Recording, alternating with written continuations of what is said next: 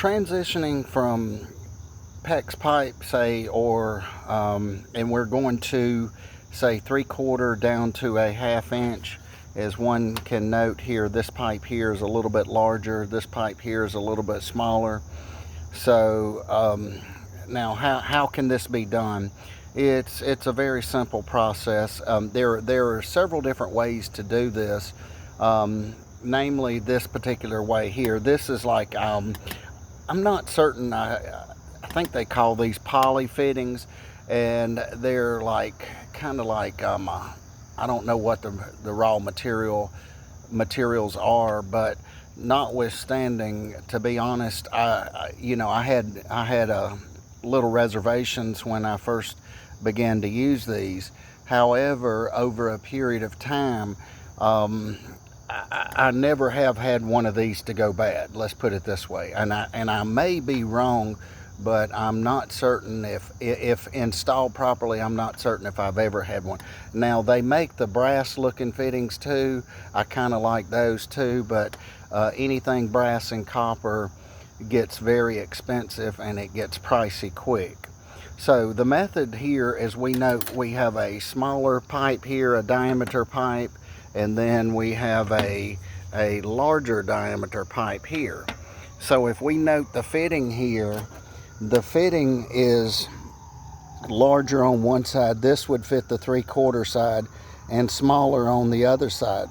So what we do is we take, and then we have, there are several different types of, or at least more than one perhaps, but of these crimp rings. But these are the ones I like.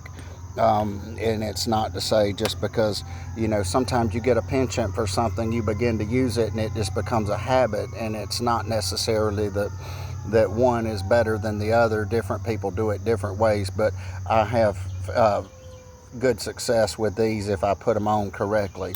So basically this 1/2 inch here, one would just simply put it on the pipe, and then you get the pipe, and then you get the ring up here, say about 1/8 of an inch or 1/4 of an inch back, probably somewhere in that range right there. So you just slide your ring on.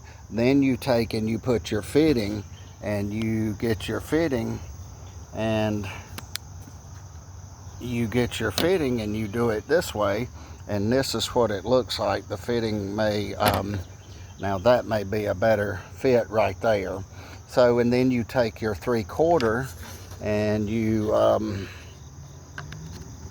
put it on, and now the 3/4 ring is on the fitting. May need to go on just a smidgen more. So we go a little bit more. So now we have this. So now we insert this pipe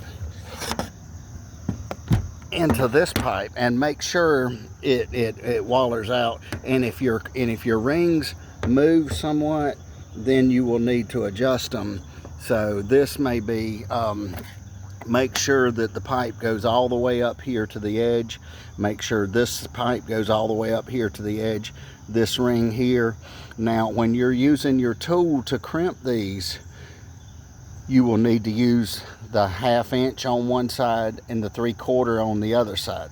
So when you put this fitting, now to reiterate, we go from 3/4 pipe down 1/2 inch pipe. So we have a reducer there, and that's a poly, I think it's called a poly reducer, but I'm not sure on the name, it may be. But anyway, and then we have a 3/4 crimp ring and a 1/2 inch crimp ring. This one looks a little bit more copper-esque, but they're both good.